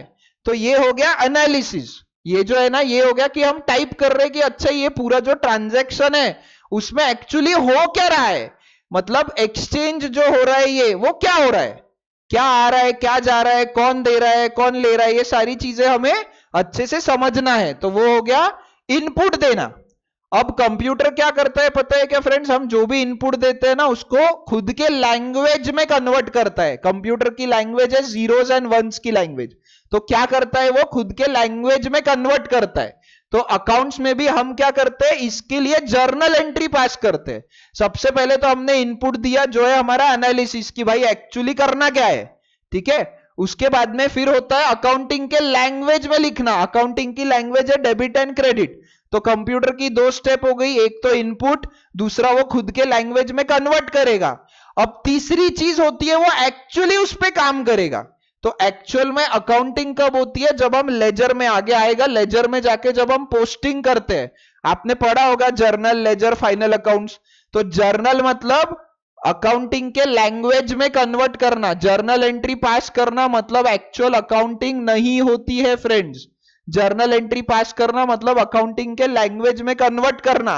एक्चुअल अकाउंटिंग होती है जब आप लेजर में पोस्टिंग करते हो। फिर लेजर में पोस्टिंग करते हो, फिर ईयर एंड पे आप लोग जब फाइनल अकाउंट्स प्रिपेयर करते हो तो वो होता है कंप्यूटर हमें आउटपुट दे रहा है। मतलब देखो कंप्यूटर की 4 स्टेप्स क्या है, पहले तो भाई हमें टाइप करना है या फिर कमांड देना है, वॉइस कमांड या जो भी, पहले हमें बताना है कि करना क्या है, तो वो हो गया हमारे लिए एनालिसिस। उसके बाद कंप्यूटर क्या करेगा, खुद के लैंग्वेज में कन्वर्ट करेगा जीरोस एंड वंस में, तो हमारे लिए हो गया वो जर्नल एंट्री। फिर तीसरी चीज वो उस पर एक्चुअल वर्किंग करेगा, वो हो गया हमारे लिए लेजर पोस्टिंग, और उससे वो हमें आउटपुट देगा, जो हमें आंसर चाहिए वो हमें देगा, तो वो हो गया फाइनल अकाउंट्स। ठीक है, तो 4 स्टेप्स में अकाउंटिंग प्रोसेस होता है। पहले तो भाई एनालिसिस है, उसके बाद में जर्नल एंट्री पास करो, लेजर पोस्टिंग करो, और फिर फाइनल अकाउंट्स मतलब एक्चुअल हमें रिजल्ट पता चलता है। तो यहां पे जर्नल एंट्री क्या होगी फ्रेंड्स, कैश अकाउंट, अभी हमने देखा ना कि कैश अकाउंट में हमें 10 लाख रुपए से डेबिट करना है, और मिस्टर अय्यर्स कैपिटल अकाउंट में 5 लाख से क्रेडिट करना है, और मिस्टर सोडीज कैपिटल अकाउंट में 5 लाख से क्रेडिट करना है। तो जर्नल एंट्री क्या होगी? अभी यहां पे देखो, मुझे ना आपको सिर्फ कॉन्सेप्ट समझाना है, इसलिए मैंने यहाँ पे नरेशन, डेट वगैरह कुछ नहीं लिखा है, क्योंकि वो इतना इंपॉर्टेंट नहीं है, वो तो हर किसी को आता है, क्वेश्चन ही देख के लिखना है, बट ये इंपॉर्टेंट है। और इसके बाद जब मैं आपको एक्चुअल लेजर पोस्टिंग सिखाऊंगा, वो तो सबसे ज्यादा इंपॉर्टेंट है। तो cash account debit 10 lakh rupees debit column में लिख दिया, but actually cash account debit नहीं हुआ। ये तो हमें सिर्फ समझ रहा है कि कौन से अकाउंट में कितने अमाउंट से डेबिट करना है और कौन से अकाउंट में कितने अमाउंट से हमें क्रेडिट करना है। तो cash account debit 10 lakh to Mr Iyer's capital account 5 lakh to Mr Sodhi's capital account 5 lakh. अब प्लीज अच्छे से ध्यान दो, जहां आप लोग सबसे ज्यादा मिस्टेक करते हो वो वाला पॉइंट मैं अब आपको समझाने वाला हूं। सबसे ज्यादा ध्यान दो यहां पे एकदम अच्छे से। कैश अकाउंट रहेगा एक रहेगा पार्टनर्स कैपिटल अकाउंट। अब आप लोगों को एक गंदी आदत होती है कि सबसे पहले आप यहां पे लिखते हो टू या बाय लिखना है, उसके बाद में आप अकाउंट का नाम लिखते हो और एंड में आप अमाउंट लिखते हो। यह आपकी सबसे गंदी आदत है, इसको हमें चेंज करना है। मैं पहले समझा देता हूं, फिर आपको समझाता हूं कि ऐसा क्यों करना है। तो सबसे पहले देखो आपको क्या करना है फ्रेंड्स, अकाउंट्स में नाम से ज्यादा इंपॉर्टेंट है उस अकाउंट में प्रॉपरली सही अमाउंट से डेबिट होना और सही अमाउंट से क्रेडिट होना। क्योंकि अकाउंटिंग कर रहे हो मतलब आप क्या कर रहे हो, फाइनेंशियल ट्रांजैक्शन को लिख रहे हो। ठीक है, तो हमेशा अकाउंट्स में सबसे ज्यादा इंपॉर्टेंट होता है अमाउंट लिखना। ठीक है, क्या लिखना? अमाउंट लिखना। तो सबसे पहले अमाउंट लिख दो, जो सबसे ज्यादा इंपॉर्टेंट है वो सबसे पहले आप लोग लिख दो। ठीक है, तो कैश अकाउंट में आपको डेबिट करना है 10 लाख रुपए से, लेकिन अब यहां पे क्या है ना, दो अलग अलग अकाउंट के 5-5 लाख डेबिट करना है। तो क्या स्टेप है, कैश अकाउंट के डेबिट साइड के अमाउंट कॉलम में 5 और 5 लाख रुपए लिख दो। क्या बोला मैंने? कैश अकाउंट में क्या करना है, डेबिट करना है 10 लाख से। तो कैश अकाउंट के डेबिट साइड के अमाउंट कॉलम में 5-5 लाख रुपए आप लिख दो। हो गया कैश अकाउंट डेबिट। यहां पे नाम और ये वो नहीं भी लिखा तो चलेगा, कम से कम आंसर तो गलत नहीं होगा। बट अगर आपने नाम लिखा और अमाउंट ही नहीं लिखा या अमाउंट गलत लिख दिया तो आपका पूरा आंसर ही गलत हो गया। ठीक है, और आप लोग क्या डाउट में होते हो, कंफ्यूजन में होते हो, वो भी मैं समझाता हूं, पहले प्रॉपर सही तरीका समझ लो। तो कैश अकाउंट में डेबिट करना है मतलब कैश अकाउंट के डेबिट साइड के अमाउंट कॉलम में 5-5 लाख रुपए लिखना है। जो हमें दिया है वही हम कर रहे हैं, कोई कंफ्यूजन है क्या? कैश अकाउंट में डेबिट करना है तो कैश अकाउंट के डेबिट साइड के अमाउंट कॉलम में डेबिट लिख दिया, अमाउंट लिख दिया, हो गया डेबिट। अब अय्यर्स कैपिटल अकाउंट के क्रेडिट साइड के अमाउंट कॉलम में 5 लाख और सोडीज कैपिटल अकाउंट के क्रेडिट साइड के अमाउंट कॉलम में 5 लाख लिखना है। अब बेटा आप लोग 12th का पार्टनरशिप पढ़ रहे हो, तो पार्टनर्स कैपिटल अकाउंट यहां पे ना थोड़ा सा चेंज है। ये देखो, अकाउंट में अमाउंट का एक कॉलम डेबिट का होता है, एक कॉलम क्रेडिट का होता है। बट पार्टनरशिप में ना बेटा जो डेबिट साइड का अमाउंट कॉलम होता है ना, उसमें ना हम लोग पार्टनर्स के भी नाम लिखते हैं, जैसे यहां पे अय्यर का और सोडी का। तो ये वाला जो साइड है, ये वाला जो साइड है ये है अय्यर का और सोडी का डेबिट साइड, और ये वाला जो साइड है वो है अय्यर और सोडी का क्रेडिट साइड। ठीक है, तो अमाउंट कॉलम में हम लोग क्या करते हैं, पार्टनर्स के भी कॉलम लिख देते हैं। तो ये हो गया अय्यर और सोडी का डेबिट साइड, ये हो गया अय्यर और सोडी का क्रेडिट साइड। तो हमें अय्यर के कैपिटल में और सोडी के कैपिटल में 5-5 लाख रुपए से क्रेडिट करना है। तो पार्टनर्स कैपिटल अकाउंट के क्रेडिट साइड के अय्यर के कॉलम में 5 लाख लिखेंगे, सोडी के कॉलम में 5 लाख लिखेंगे। तो देखो बराबर जो करना था वही हमने सोचा और वही हमने किया। कैश अकाउंट में डेबिट करना था, सबसे पहले आप लोग अमाउंट लिखो, कैश अकाउंट के डेबिट साइड के अमाउंट कॉलम में अमाउंट लिख दिया।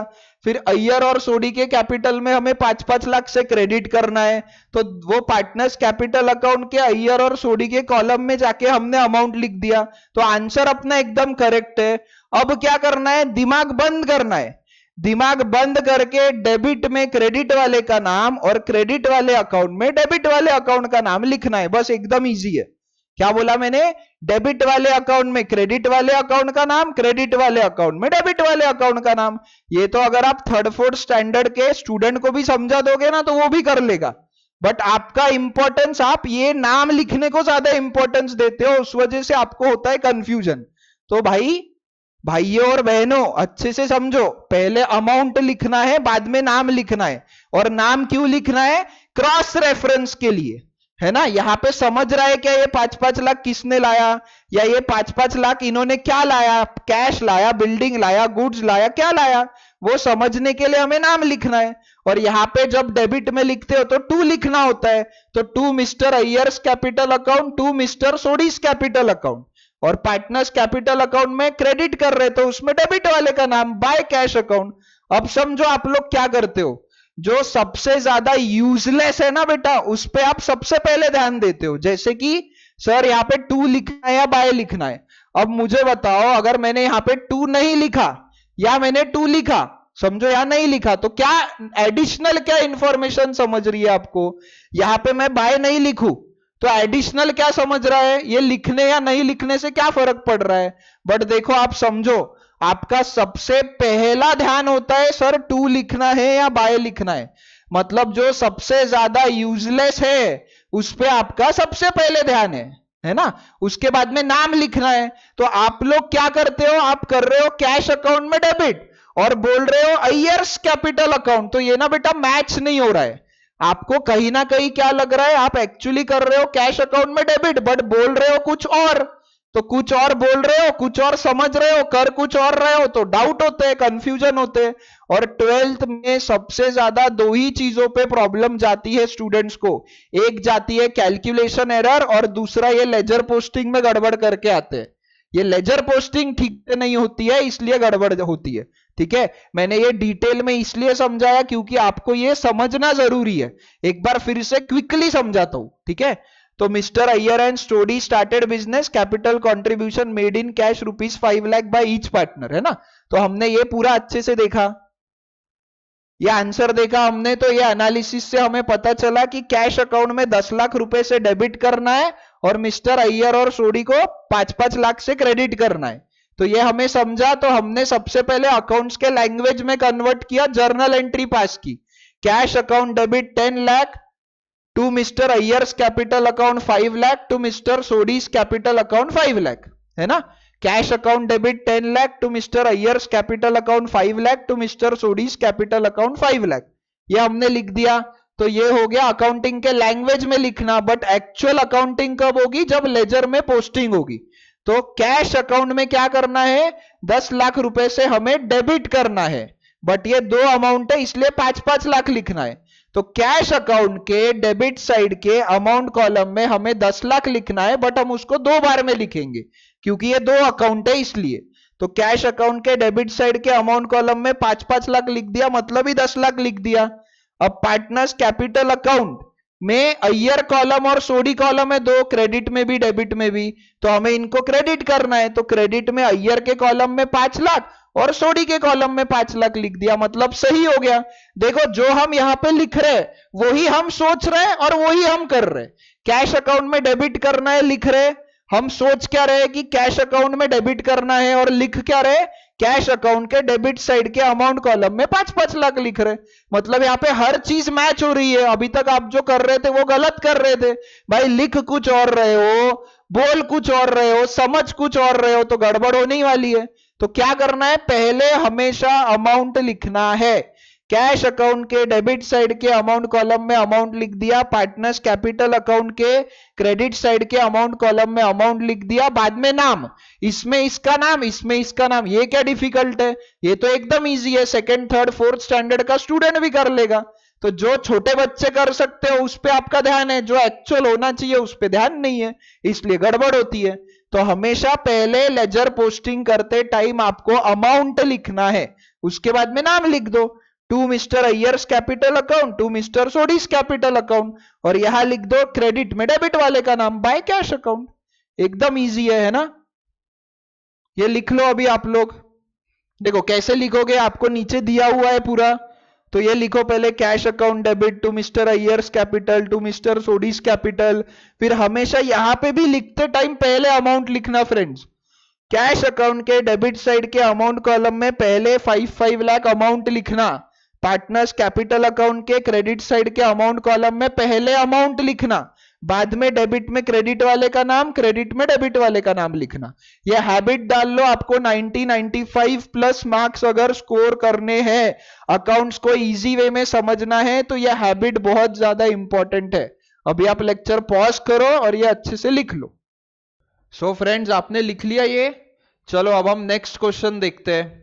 सो नेक्स्ट ट्रांजैक्शन है बेटा अपना cash deposited in bank ₹4 lakh.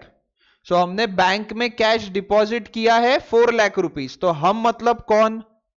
हम हमेशा कौन रहेंगे? बिजनेस रहेंगे हम।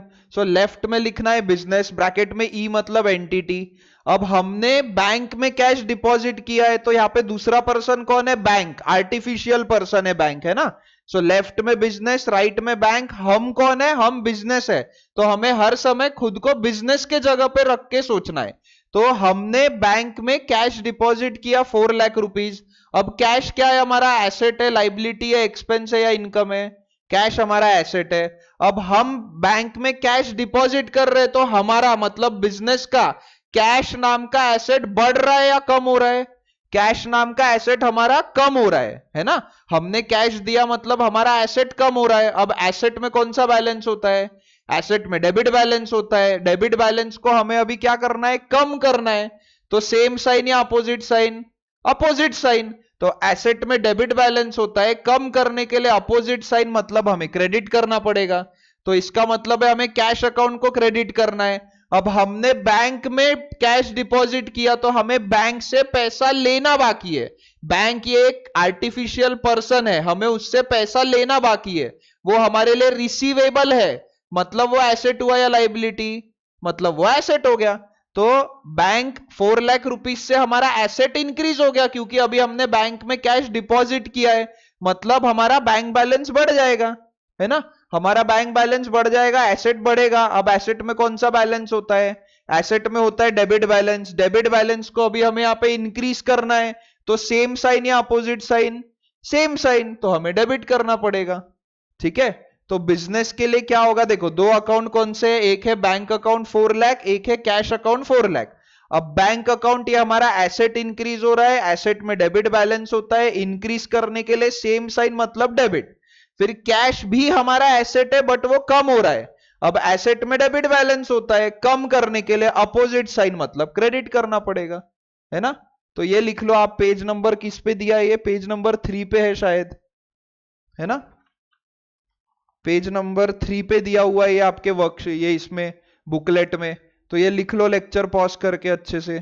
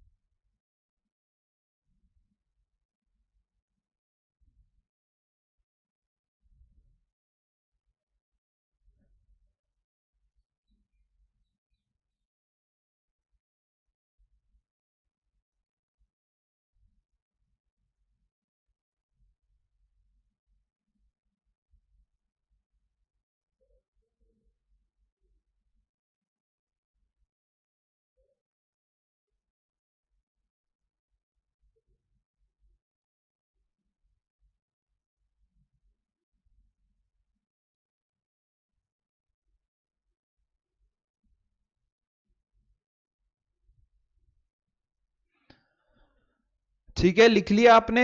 चलो अब हमें क्या करना है? इसका जर्नल एंट्री प्रिपेयर करना है। सो जर्नल एंट्री क्या बनेगा बताओ? Bank account debit 4 lakh to cash account 4 lakh. तो हमें बैंक अकाउंट में क्या करना है? 4 लाख रुपीस से डेबिट करना है, और कैश अकाउंट में 4 लाख रुपीस से हमें क्रेडिट करना है। तो एक बैंक अकाउंट नया ओपन होगा, कैश अकाउंट ऑलरेडी हमारे पास है। तो बैंक अकाउंट में क्या करना है, और हमेशा बेटा लेजर पोस्टिंग में ध्यान देना है, पहले अमाउंट लिखना है, बाद में नाम, और ये क्योंकि नाम छूट गया तो चलेगा, बट अगर अमाउंट गलत हो गया तो पूरा आंसर ही गलत हो जाएगा। सो हमेशा पहले अमाउंट लिखना है, और उससे लॉजिकली चीजें समझ भी आती है। ये नाम और इसमें पढ़ते हो ना तो कंफ्यूजन क्रिएट होता है, बट वही अगर आप अमाउंट पहले लिख रहे हो ना तो सही तरीके से आंसर भी आ जाता है। और मैं वापस बोल रहा हूं, 12th में सबसे ज्यादा प्रॉब्लम्स दो ही चीजों में बच्चे गड़बड़ करते हैं, एक है कैलकुलेशन में, दूसरा है ये लेजर पोस्टिंग में, क्योंकि 12th में आपको लेजर पोस्टिंग बहुत ज्यादा काम आता है। तो बैंक अकाउंट में क्या करना है, डेबिट करना है, मतलब बैंक अकाउंट के डेबिट साइड के अमाउंट कॉलम में पहले 4 लाख लिख दो। देखो यहां पे जो हम लिख रहे हैं वो ही बोल रहे हैं और वो ही कर रहे हैं, हर चीज मैच हो रही है। बैंक अकाउंट में डेबिट करना है 4 लाख, बैंक अकाउंट के डेबिट साइड के अमाउंट कॉलम में जाके 4 लाख लिख दिया, बात खत्म। कैश अकाउंट में क्रेडिट करना है 4 लाख, कैश अकाउंट के क्रेडिट साइड के अमाउंट कॉलम में जाके 4 लाख लिख दिया, बात खत्म हो गई। कैश बैंक अकाउंट बराबर डेबिट हो गया, कैश अकाउंट बराबर क्रेडिट हो गया। अब क्या करना है, सेकेंड थर्ड स्टैंडर्ड वाला स्टूडेंट भी कर सकता है ये काम। तो डेबिट में क्रेडिट वाले का नाम, क्रेडिट में डेबिट वाले का नाम। तो यहां आएगा टू कैश अकाउंट, यहां आएगा बाय बैंक अकाउंट, खत्म, एकदम इजी है ना। तो ये लिख लो फ्रेंड्स।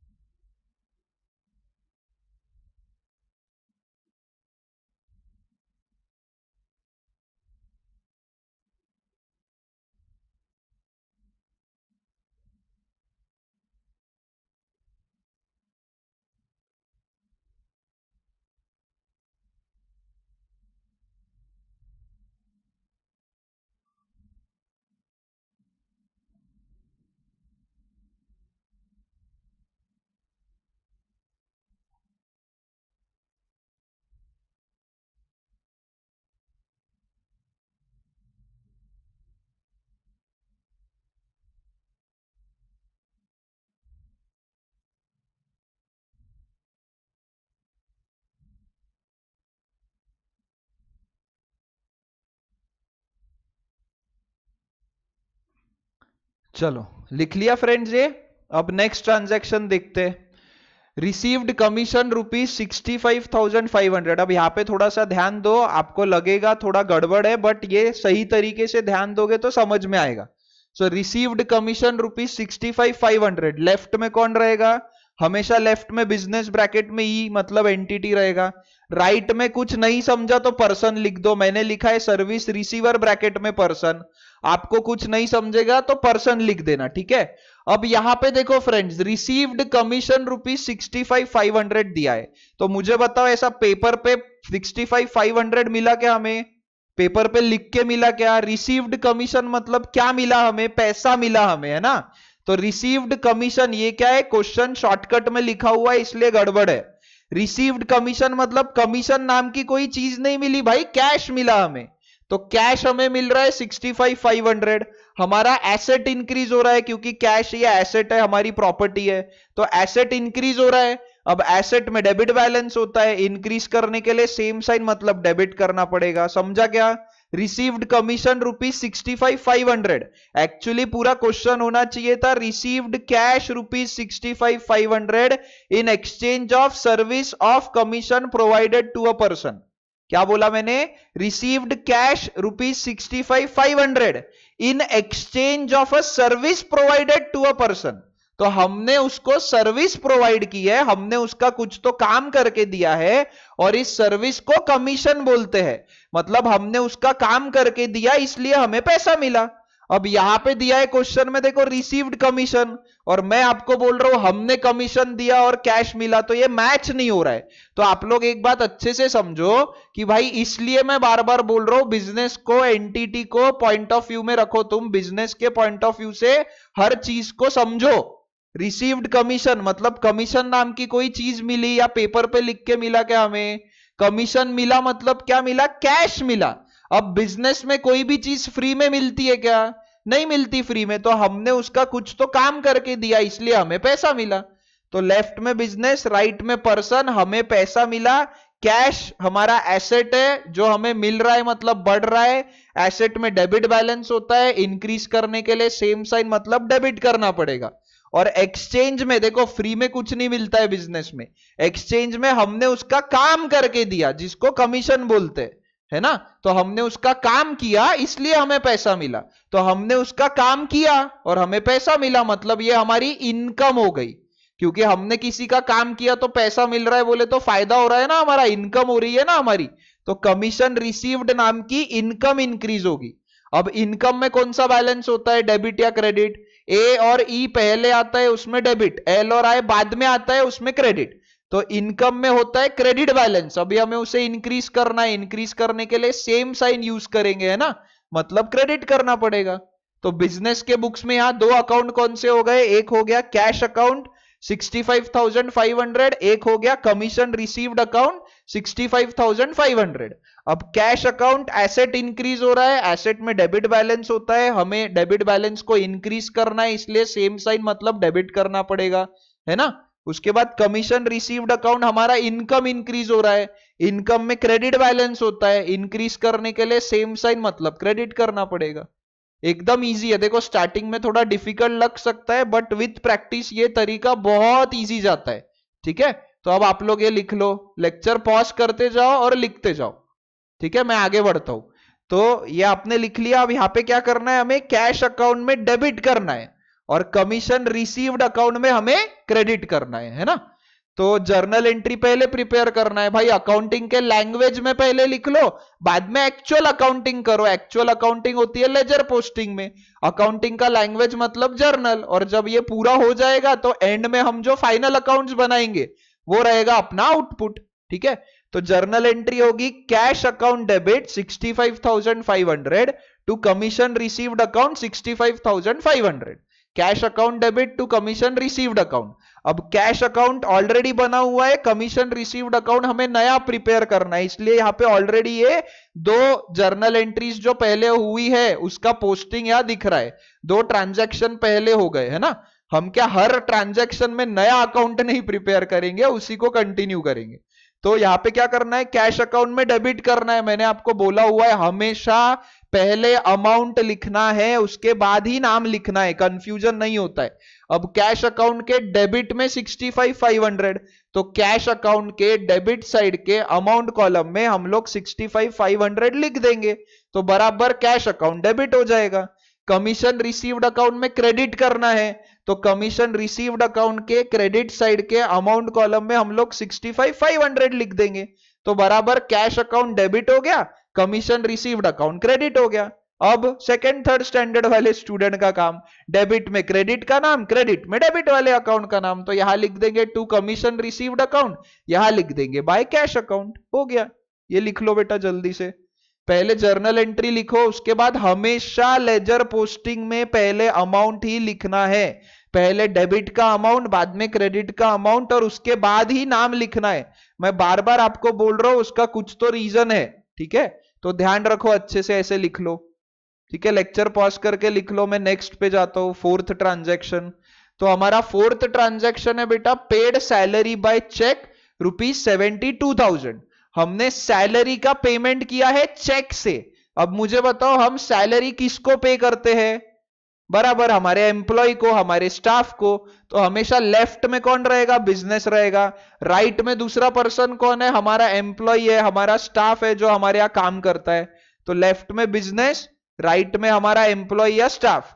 अब हमने उसको सैलरी दिया, मतलब क्या ऐसा पेपर पे लिख के सैलरी दिया, क्या वो काम करेगा क्या हमारे यहां बाद में अगले महीने या ये महीने भी वो बोलेगी नहीं क्या कि भाई ये क्या कर रहे हो, पेपर पे लिख के देता है क्या कोई।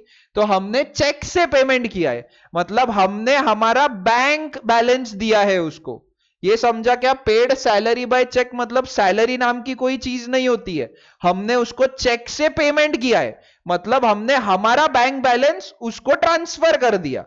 तो हमारा बैंक बैलेंस जो है, बैंक में हमारा पैसा डिपॉजिट किया हुआ है सेकेंड ट्रांजैक्शन में, तो वो हमारा एसेट है, क्योंकि हमारा पैसा जमा है बैंक में, वो हमारा एसेट है। अब हम बैंक से पैसा दे रहे हैं, हम कौन है, बिजनेस है, हमें बिजनेस के पॉइंट ऑफ व्यू से सोचना है। तो हमने बैंक से पैसा दिया तो हमारा बैंक बैलेंस कम हो गया, उसका बैंक बैलेंस बढ़ेगा, बट अभी हम उसकी अकाउंटिंग नहीं कर रहे, अभी हम बिजनेस की अकाउंटिंग कर रहे। तो बिजनेस के पॉइंट ऑफ व्यू से सोचो हर चीज। तो हमने उसको बैंक बैलेंस दिया, तो हमारा बैंक नाम का एसेट कम हो जाएगा। तो एसेट में कौन सा बैलेंस होता है? डेबिट बैलेंस होता है। कम करने के लिए अपोजिट साइन मतलब क्रेडिट करना पड़ेगा। तो बैंक एसेट कम हो रहा है, उसमें एसेट में डेबिट बैलेंस होता है, कम करने के लिए क्रेडिट करना पड़ेगा, है ना। और एक्सचेंज में हमें क्या मिला? हमने फ्री में फोकट में पैसा दिया क्या उसको? नहीं, हमें एक्सचेंज में क्या मिला? सैलरी मिली, मतलब उसने हमारे लिए काम किया, उसने हमें सर्विस दी और उस सर्विस को सैलरी बोलते हैं, ठीक है। तो वो हमारे लिए काम कर रही है, एक्सचेंज में हम उसे पैसा दे रहे हैं। तो पूरे ट्रांजैक्शन को अच्छे से समझो क्या हो रहा है। हमने उसको पैसा दिया, बैंक बैलेंस दिया, क्योंकि उसने हमारे लिए काम किया। अब कोई तो भी बंदा या बंदी हमारे लिए काम कर रहा है, तो हमारा फायदा है या नुकसान है? मतलब हमारा एक्सपेंस है या इनकम है? कोई हमारे लिए काम कर रहा है, बदले में पैसा देना पड़ रहा है, तो एक्सपेंस बढ़ेगा। एक्सपेंस में कौन सा बैलेंस होता है? ए और ई पहले आता है, डेबिट बैलेंस होता है। तो डेबिट बैलेंस को अभी हमें इंक्रीज करना है, तो सेम साइन मतलब डेबिट करना पड़ेगा। तो यहाँ पे दो अकाउंट कौन से है बिजनेस के लिए? एक है सैलरी अकाउंट 72,000, एक है बैंक अकाउंट 72,000। सैलरी हमारा एक्सपेंस इंक्रीज हो रहा है, एक्सपेंस में डेबिट बैलेंस होता है, इंक्रीज करने के लिए सेम साइन मतलब डेबिट करना पड़ेगा। बैंक अकाउंट एसेट कम हो रहा है, एसेट रिड्यूस हो रहा है, डिक्रीज हो रहा है, एसेट में डेबिट बैलेंस होता है, कम करने के लिए अपोजिट साइन मतलब क्रेडिट करना पड़ेगा, है ना। तो ये लिख लो फ्रेंड्स, ठीक है। चलो अब इसका जर्नल और लेजर पोस्टिंग देखते हैं। जर्नल एंट्री पास करेंगे पहले, लेक्चर पॉज करके लिख लो आप लोग। पेड सैलरी बाय चेक, तो एंट्री होगी salary account debit 72,000 to bank account 72,000। Salary account में डेबिट, बैंक अकाउंट में क्रेडिट। अब एक सैलरी अकाउंट नया प्रिपेयर होगा, बैंक अकाउंट ऑलरेडी प्रिपेयर किया हुआ है हमने सेकेंड ट्रांजेक्शन में, जहां 4 लाख हमने डिपॉजिट किया था। यहाँ पे टू कैश चाहिए, गलती से बैंक हुआ है, हाँ यहाँ पे कैश लिख लो। तो सैलरी अकाउंट के डेबिट में लिखना है हमें अमाउंट, तो सैलरी अकाउंट के डेबिट साइड के अमाउंट कॉलम में 72,000 लिखेंगे, बैंक अकाउंट के क्रेडिट साइड के अमाउंट कॉलम में 72,000 लिखेंगे। सैलरी अकाउंट बराबर डेबिट हो गया और बैंक अकाउंट बराबर क्रेडिट हो गया। अब डेबिट में क्रेडिट वाले का नाम, क्रेडिट में डेबिट वाले का नाम। तो यहां पे आएगा टू बैंक अकाउंट, यहां पे आएगा बाय सैलरी अकाउंट। ये इसको टू कैश अकाउंट कर लो, ये गलती से हुआ है, हाँ। तो बैंक अकाउंट में, सैलरी अकाउंट में डेबिट और बैंक अकाउंट में क्रेडिट। तो ये देखो ऐसा लिख लो, ये देखो ऑलरेडी आपके इसमें दिया ही हुआ है, सॉरी वो आपको चेंज करने की जरूरत ही नहीं है। पहले जर्नल एंट्री लिखो, फिर सैलरी का डेबिट अमाउंट, बैंक का क्रेडिट अमाउंट, बाद में यहां लिखो टू बैंक अकाउंट, यहां पे बाय सैलरी अकाउंट, ठीक है।